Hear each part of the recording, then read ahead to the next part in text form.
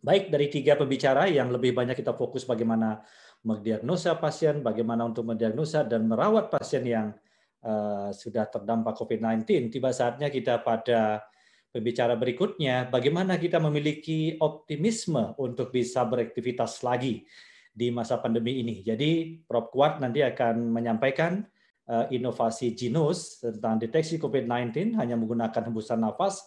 Tentunya ini akan memberikan breakthrough, suatu solusi bagi masyarakat yang ingin beraktivitas dan juga ingin mengetahui dengan cepat deteksi COVID-19 sehingga program pemerintah untuk menselaraskan antara menangani COVID-19 dan juga menghidupkan kembali perekonomian bisa terlaksana. Kami berharap nanti dari penjelasan Prof. Kuat akan bisa kita ketahui dan kita bisa kumpas tuntas bagaimana sebenarnya cara kerja dari Genus 19 ini, Genus C19 ini, sehingga bisa menjadi salah satu bagian alat yang bisa mempercepat pertumbuhan ekonomi, memperbanyak screening, kemudian memperluas jangkauan bagaimana kita bisa melakukan rapid test dengan cara cepat, dan juga nanti bisa melakukan screening awal. Dan bagaimana tentang akurasinya, bagaimana sejarah penemuan dari Genus ini, dan sudah sampai mana tahap ini sekarang, mohon bersabar dahulu. Kita akan dengarkan presentasi berikutnya dari Genus C19 dari Prof. Quatriana dari Fakultas MIPA, Departemen Fisika. Jadi kalau tadi sudah dari Fakultas Teknik sudah, dari kedokteran sudah, dari farmasi sudah, sekarang saatnya dari scientific, dari dari sains ya, dari Fakultas MIPA. Silakan Prof. Kuat, waktu kami persilakan untuk bisa sharing atau presentasi atau memutarkan video. Silakan Prof. Kuat. Baik, terima kasih Pak Moderator, Pak Komyang. Sudah tampak belum ya? Sudah tampak Bapak-Bapak? Halo Pak Komyang, sudah kelihatan Pak? Sampun. Tinggal slideshow-nya saja Pak. Tinggal slideshow. Ya. Baik, baik Bapak Ibu yang saya hormati, Assalamualaikum warahmatullahi wabarakatuh. Selamat sore dan salam sehat, salam sejahtera untuk kita semua. Yang saya hormati Bapak Menteri Erlangga Hartarto, kemudian Bapak Ganjar Pranowo yang luar biasa, kami sangat terinspirasi Bapak. Kemudian juga yang saya hormati Bapak Rektor yang walaupun saat ini sudah tidak di tempat webinar ini, kemudian induk semang kami yang saya hormati, yang saya banggakan juga Prof. Paripurna, ini yang beliau ikut, mohon maaf, seperti Bapak blurnya kami lah, kira-kira seperti itu. Kemudian juga tentu kawan-kawan dari Kagama yang sangat saya cintai juga. Pada kesempatan ini saya tidak akan menceritakan mengenai sisi terlalu saintifik terhadap Genus C19, tetapi kami lebih fokus pada bagaimana Genus C19 itu kita gunakan, kita cita-citakan untuk melakukan pemulihan kesehatan dan ekonomi di Indonesia khususnya pada saat pandemi COVID-19 ini. Jadi kami mewakili kawan-kawan dari tim peneliti, mohon izin untuk menyampaikan paparan yang pertama. Ini saya ingat ketika lihat slide ini sebetulnya ketika kami di awal-awal pandemi itu Pak Rektor membuat edaran untuk tidak masuk kampus. Tidak masuk kampus. Kemudian saya lihat tapi di kedokteran itu banyak mobil parkir itu. Maka saya kan heran. Ini di tempat saya sangat patuh dengan peraturan rektor, mohon maaf Pak Rektor. Kemudian di parkir mobil di kedokteran itu banyak sekali mobil-mobil parkir. Saya hanya menduga aja, oh ini barangkali banyak dokter-dokter yang tetap masuk, dosen-dosen yang masuk, kemudian melakukan riset-riset begitu. Kemudian di saat yang sama kawan-kawan dari Fakultas Kedokteran khususnya mitra kami, Dr. Dian, Dr. Hakim, Dr. Yodi, Dr. Morita, dan lain-lain, termasuk juga kolega kami di Fisika, Dr. Ahmad, itu kemudian bersepakat bagaimana kalau kita uji coba elektronik nus dulu namanya, yang pokoknya asal ada aja, yang ada di lab itu kemudian kita coba modifikasi cara bagaimana mengambil sampelnya, karena kita jujur aja pengambilan sampel menggunakan nafas itu baru pertama kali ketika COVID ini ada gitu ya. Jadi ini kami diam-diam dan kadang-kadang ditegur oleh Pak Ketua Departemen Fisika waktu itu tidak mengindahkan perintah di peraturan rektor. Ya, jadi kami berpikir begini, kalau semua orang diberikan kelebihan cara berpikir, kelebihan keluangan juga waktu dan lain-lain, dan kemudian semua tinggal di rumah, apa yang bisa kita perbuat bagi bangsa ini, kira-kira seperti itu. Jadi ini bukan heroik saja, tetapi ini memang terjadi. Jadi ketika kita dalam keadaan yang seperti ini dan kita semua tinggal di rumah, WFH ya, jadi ini menjadi sulit bagi kami untuk bisa melakukan ini. Kemudian kami diam-diam juga melakukan merobos masuk di lab, kadang-kadang juga tanpa izin, kami punya kunci sendiri begitu. Kemudian alhamdulillah dalam waktu yang tidak terlalu lama kami ditemani beberapa mahasiswa, kita coba untuk merekondisi, kemudian menyesuaikan ENUS yang waktu itu masih sangat tapi dulu waktu itu ENUS-nya sudah menurut saya sudah sangat sempurna begitu. Tapi di kemudian hari kami baru sadar bahwa ENUS ini tidak sempurna begitu. Inilah kira-kira kita mulai dari situ, kemudian kami bergerak. Ini di kiri atas itu adalah wujud dari ENUS pertama kali yang kita pakai, yang bentuknya masih kotak seperti itu, tapi ya alhamdulillah tampilannya dia tidak terlalu tidak terlalu mengecewakan, walaupun itu kita gunakan mesin 3D printer waktu itu. Tapi lagi-lagi bagaimana cara mengambil nafas? Waktu itu kami hanya mengandalkan pada toko online, yaitu menggunakan non-rebreathing mask yang itu dijual biasanya untuk orang-orang yang punya masalah pernafasan, ya, jadi untuk mensuplai oksigen lewat situ.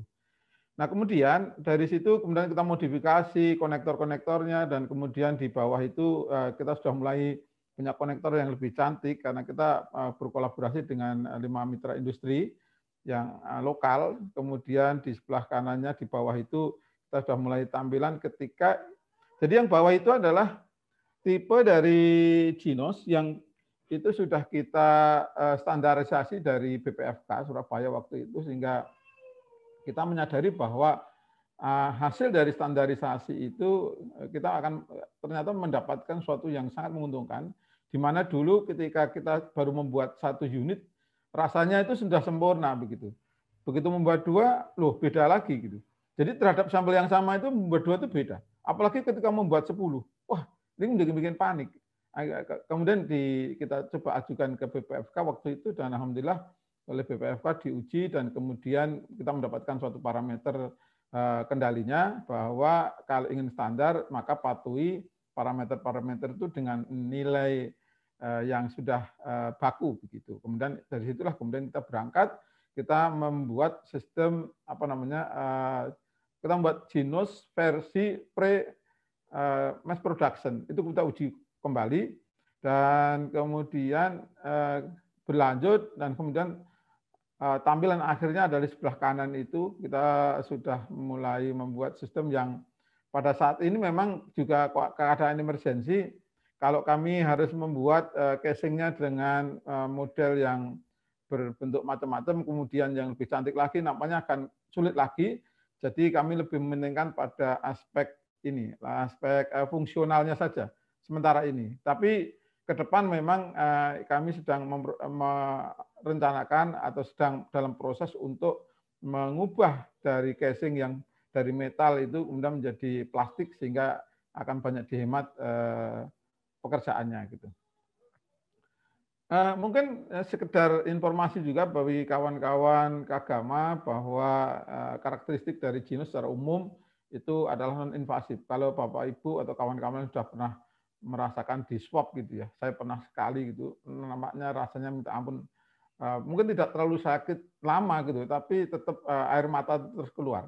Itu kadang-kadang bikin trauma juga. Kemudian juga hasilnya cepat diketahui, ya mungkin 3 menit lah kalau sekarang itu. Kemudian tidak perlu regen, artinya kita tidak bergantung lagi dengan cerita Pak Ganjar tadi, bahwa regen aja harus beli dan seterusnya dan harus impor dan sebagainya.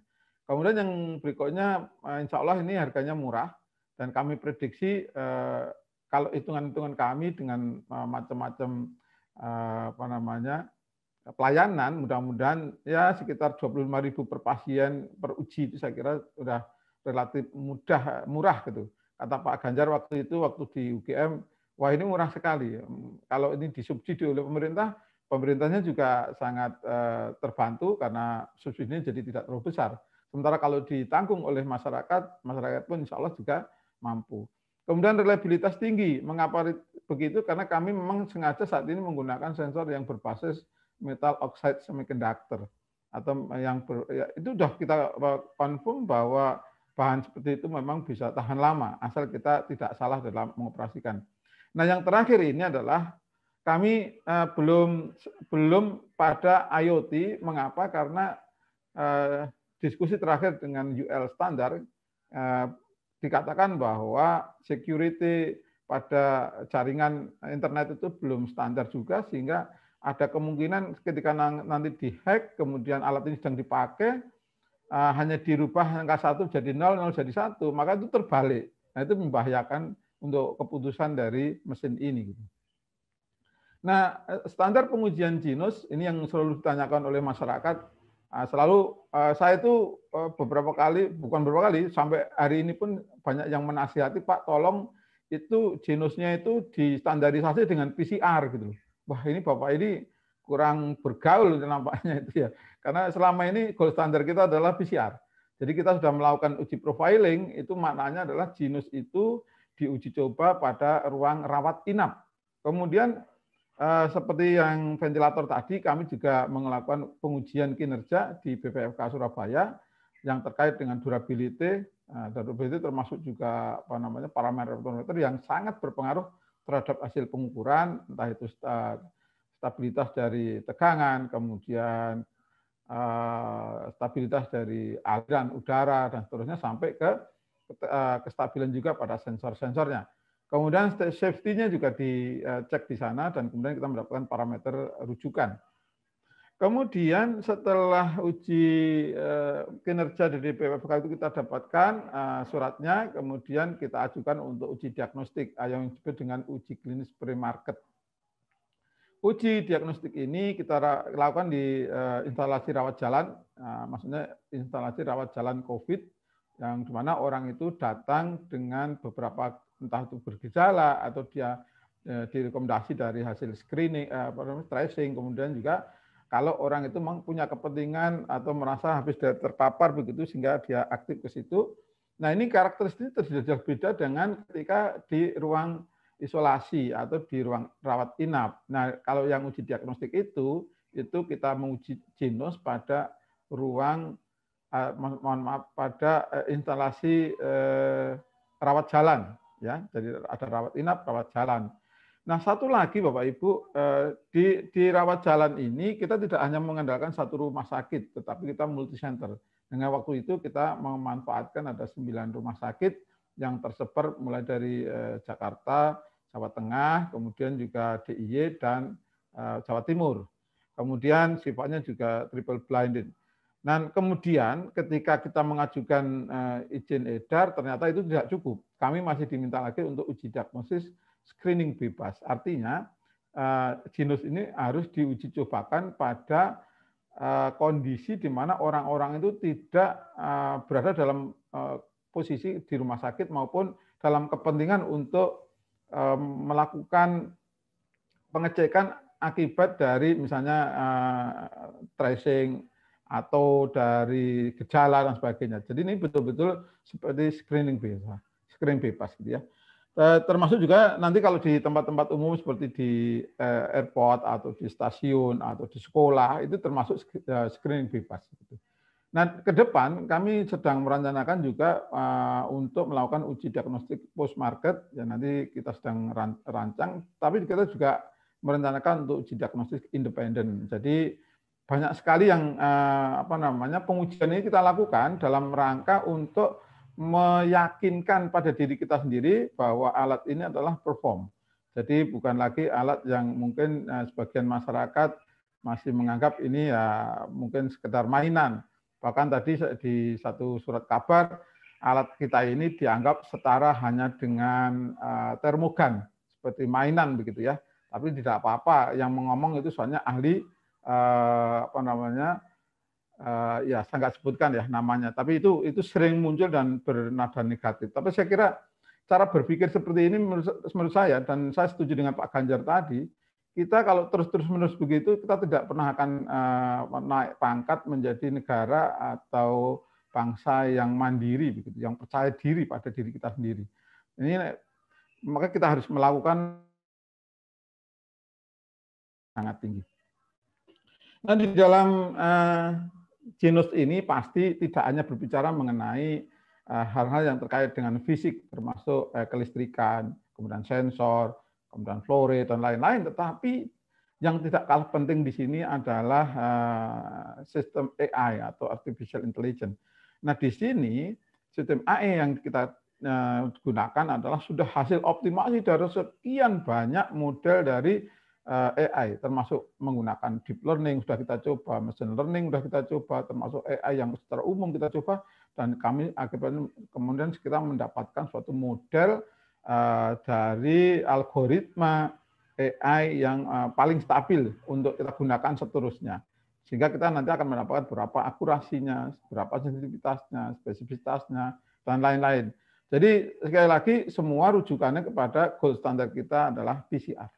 Nah, pada saat ini, hal yang mengembirakan tadi disampaikan oleh Pak Ganjar juga, bahwa ini saya kira juga bisik-bisik dari Pak Ganjar juga namanya, bahwa hari Kamis yang lalu, seminggu yang lalu, kami 2 minggu yang lalu, mohon maaf, kami sowan ke kantor Pak Menhub, dan kemudian kami presentasi di sana, karena beliau nampaknya pernah juga ragu karena banyak berita-berita yang bernada miring begitu, dan ketika kami presentasi kemudian demokan di sana, belum sampai di Jogja, kami sedang perjalanan di rest area saja itu edaran ke KAI sudah muncul bahwa akan uji coba di KAI dan sebagainya. Dan betul beberapa hari yang lalu sudah ada uji coba di KAI, dan insya Allah nanti mulai tanggal 5 Februari Genus ini akan resmi menjadi salah satu alat alternatif.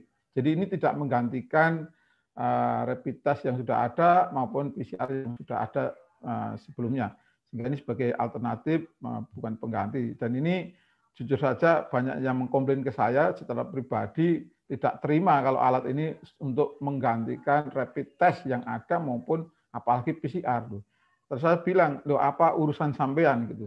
Kalau kita membuat seperti ini dan kita tidak punya niatan untuk menghilangkan yang sudah ada gitu, kita bisa memberikan alternatif yang saya kira mungkin biarkan masyarakat nanti yang akan menentukan apakah itu layak atau tidak begitu. Nah, di saat ini dengan keterbatasan jumlah produksi karena banyak faktor ya, jadi ternyata ini misalnya dikerjakan oleh industri yang besar, saya sudah tahu bottleneck-nya itu, sehingga produksinya pasti bisa saya hitung sekarang ini, sehingga sebesar apapun industrinya, pasti hanya selesai sampai industri di bagian tertentu saja, tapi bagian yang lain itu tidak akan bisa dikejar. Maka dari itu mohon bersabar, sekarang ini posisi pesanan mungkin sudah membludak, dan mungkin bagian PIC itu sudah sampai kewalahan, dan jujur saja kami menempatkan diri sebagai peneliti, kami bukan pebisnis, kami bukan sebagai jadi kami tidak ikut di bisnisnya, kami harus kembali ke laboratorium, kemudian diskusi lagi, kemudian kita melanjutkan studi lanjutan untuk menyempurnakan atau mengurangi bottleneck yang ada di dalam Genus yang ada ini. Sehingga kami mengusulkan dalam keadaan seperti ini, maka implementasi yang ideal, dulu juga sudah sampaikan ke Pak Ganjar juga waktu di UGM, bahwa yang utama mungkin di puskesmas itu ya, misalnya satu puskesmas, satu kecamatan itu ada satu saja, kemudian dihidupkan atau di pelayanan 12 jam saja, ini sebenarnya sudah sangat mencukupi untuk men-screening penduduk di kecamatan itu. Karena sehari dengan 12 jam itu kira-kira bisa ya sekitar 250 orang bisa dilayani dengan biaya yang sangat murah begitu. Kemudian di sekolah mungkin agak jangka panjang, tetapi kami juga mengusulkan misalnya di rumah sakit itu juga menjadi prioritas. Gitu. Mengapa prioritas di rumah sakit? Karena naluri orang sakit itu ke rumah sakit, bukan ke tempat RT RW begitu ya. Ini pikiran kami. Kemudian di industri juga penting. Mengapa? Karena kalau industri manufaktur makanan, minuman, kemudian bahan-bahan pokok seperti ini ada yang positif, pasti dia akan berhenti juga produksinya dan nanti akan mengganggu kegiatan ekonomi. Demikian juga dalam hal mobilitas manusia, baik itu di bandara maupun di stasiun kereta, bahkan di terminal-terminal bus, maka ini akan bisa dikembangkan untuk implementasi yang massal seperti itu. Sehingga dengan demikian mohon maaf bagi kami sebagai peneliti sekali lagi belum menyarankan alat ini dipakai untuk pribadi. Gitu. Mengapa? Kalau digunakan untuk pribadi, alat ini hanya dipakai sehari paling ya untuk 2-3 kali pengujian, hanya untuk jaga-jaga. Nah kami yang memproduksi dan kami sebagai peneliti nanti akan lelah sendiri karena target kita untuk testing massal itu menjadi tidak tercapai. Kira-kira. Baik, ini sekedar informasi mengenai performance. Ini performance pada saat kita mengajukan izin edar. Dan posisi sekarang, performance ini sudah meningkat tajam.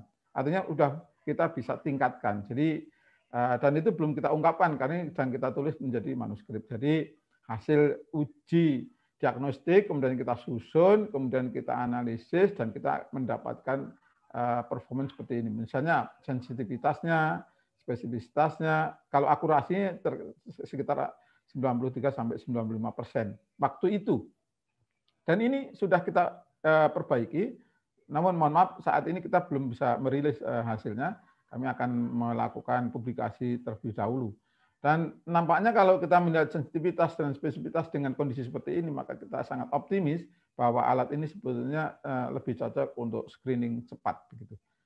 Artinya di screening itu nanti kalau ketemu pasien yang positif maka perlu dikonfirmasi menggunakan gold standar PCR. Nah ini adalah kegiatan yang sedang berjalan pada saat ini. Di sebelah kiri atas itu adalah di tempat produksi elektroniknya, sebelah kanan di assembly, kemudian di sebelah bawah itu yang paling kiri pada QC, kemudian kita juga sudah. Ini penyerahan pertama di Pertamina dengan 5 unit, alhamdulillah juga berjalan baik dan hasilnya juga sampai sekarang berjalan baik. Bahkan itu kami sampai sekarang mendapatkan data dari Pertamina sebagai mitra kami untuk riset itu juga sangat-sangat baik. Kemudian kami juga sedang melakukan integrasi sistem baik itu dengan rumah sakit termasuk rumah sakit Sarjito, kemudian juga integrasi sistem dengan PT KAI. Artinya begini, nanti hasil Genus itu langsung tercetak di tiketing atau mungkin malah di mungkin setidaknya tiketing. Nah, satu lagi Bapak Ibu yang mungkin Bapak Ibu nggak pernah memikirkan jauh gitu ya. Maksudnya saya ya yang kemudian iya ya ternyata setelah kita menebar misalnya nanti ribuan alat itu, kalau nanti ada kerusakan bagaimana caranya? Nah, sistem ini sudah kita bangun, alhamdulillah sistemnya sudah full IT, kemudian sistem komplainnya juga sudah kita tangani oleh mitra industri juga. Kemudian insya Allah nanti Bapak Ibu yang memegang alat ini dimanapun nanti akan dilayani oleh bukan hanya oleh distributor, tapi distributor nanti juga akan bekerjasama dengan tim after sales support dari tim peneliti sebetulnya. Dan ini belum kita laporkan ke PUI, tapi ini masuk di dalam pekerjaan kita sehari-hari. Jadi belum berhenti pekerjaan sampai situ. Kemudian kita lihat kompetitor kita dan rata-rata mereka langsung meniupkan ke alat dan ini membedakan kita dengan yang lain. Dan mengapa kita agak cepat? Ya karena kita punya basis rumah sakit dan pasien yang relatif regulasinya sangat mudah kita gunakan sebagai uji diagnostik.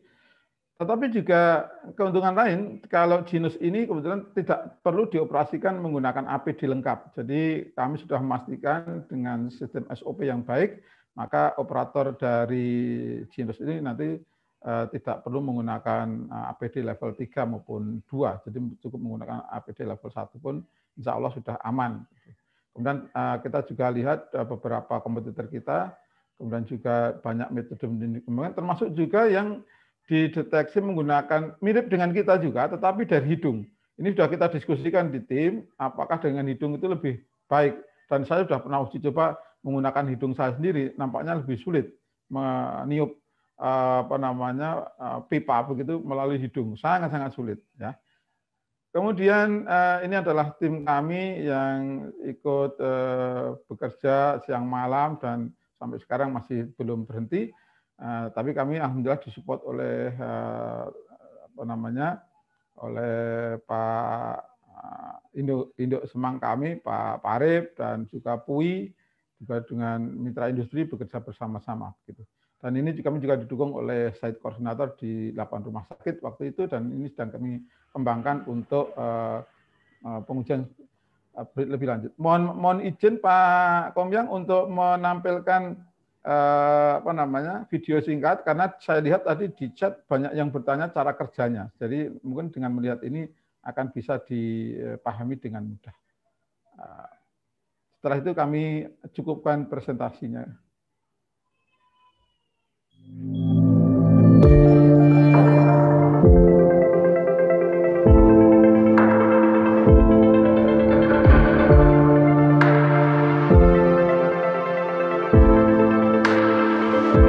Gajah Mada Electronic Nose C19 atau Genos C19 merupakan alat inovasi Universitas Gajah Mada yang terbaru dalam screening COVID-19.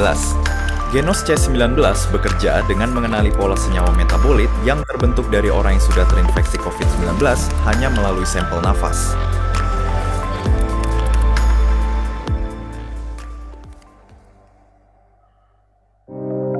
Langkah awal adalah menghidupkan alat Genos C19 dengan cara berikut.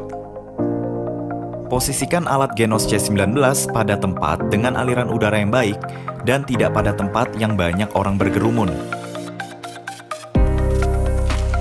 Pastikan mesin dalam keadaan mati, lalu sambungkan mesin Genos ke komputer dengan menggunakan kabel data dan sambungan listrik.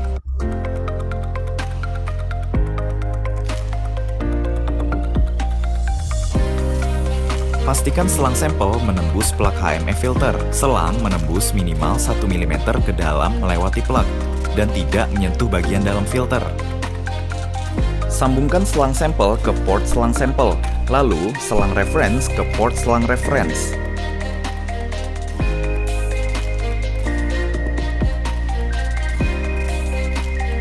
Ujung selang reference diposisikan jauh dari tempat pengambilan sampel, seperti di bawah meja atau ke jendela.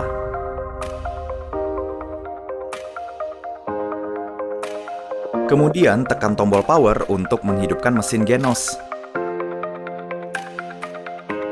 Kemudian buka aplikasi Genos AI Dashboard. Pastikan di layar laptop muncul Device Connected with Advanced Mode.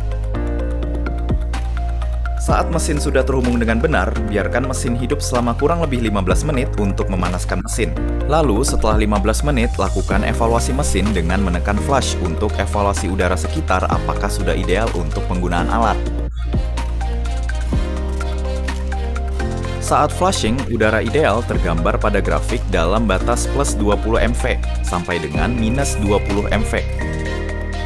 Ambang batas udara yang tidak baik atau tersaturasi adalah di luar 50 mV sampai dengan minus 50 mV. Apabila udara tidak baik selama flushing, harap memindahkan alat ke tempat dengan sirkulasi udara yang lebih baik.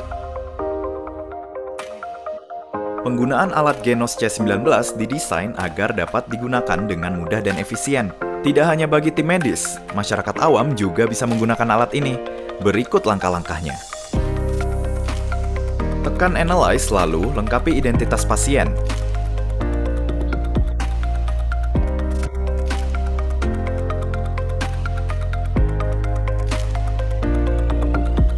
Lalu persiapkan pasien untuk mengambil nafas. Pasien boleh berdiri atau duduk untuk pengambilan nafas. Pasien diinstruksikan untuk menghembuskan nafas ke dalam masker sebanyak 2 kali. Lalu, pasien diminta untuk menghembuskan ke dalam kantong nafas. Ingat, posisikan katup kantong nafas sudah terbuka.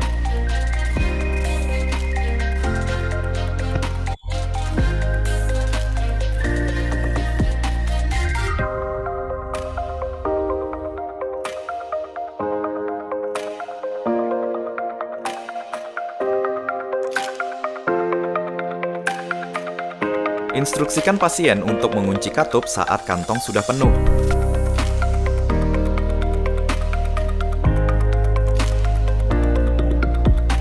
Kantong nafas lalu dihubungkan ke HME filter. Jangan lupa untuk membuka katup kantong nafas setelah terhubung dengan HME filter. Lalu tekan save untuk memulai proses sampling nafas.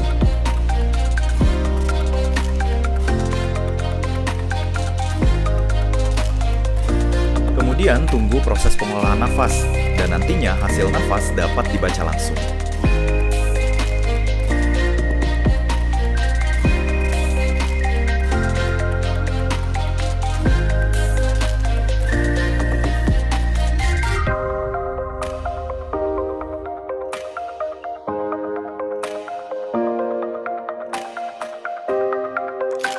Pastikan loading kedua, yaitu loading flushing, selesai.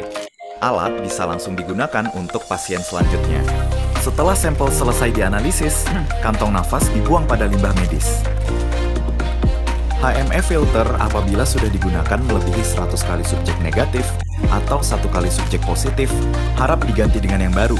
HME filter dibuang pada limbah medis. Catatan peringatan, pastikan pasien tidak mengkonsumsi makanan, merokok, atau mengkonsumsi alkohol dalam periode 30 menit sampai dengan 1 jam. Pastikan selang sampel menembus plak HME filter. Selang menembus minimal 1 mm ke dalam melewati plak dan tidak menyentuh bagian dalam filter. Pastikan katup kantong nafas terbuka saat sudah sampling nafas. HME filter diganti apabila penggunaan 1 liter sudah mencapai 100 pasien atau sudah terdeteksi pasien positif dari mesin. Selama pengoperasian alat, tidak boleh menggunakan disinfektan yang bisa menguap atau dalam bentuk aerosol di sekitar alat. Pembuangan kantong nafas dan HME filter dapat dibuang pada limbah medis yang burnable. Peningkatan kecepatan jumlah tracing dengan harga yang terjangkau dan tindakan yang non-invasif merupakan alat pendukung yang ideal di era new normal ini. Penggunaan alat Genos C19 diharapkan agar dapat digunakan untuk mempercepat deteksi dini dari COVID-19. Demikian Pak Komyang, saya kembalikan. Assalamualaikum warahmatullahi wabarakatuh. Locally rotated globally. Pak Kuat atas presentasinya yang sangat lengkap dan diakhiri dengan video yang menampilkan bagaimana cara kerja Genus, sehingga beberapa pertanyaan yang tadi sudah ada sudah secara langsung bisa terjawab tentunya, sehingga nanti saya akan perlu hanya membacakan pertanyaan-pertanyaan yang belum terjawab dari presentasi dari Prof. Kuat tadi.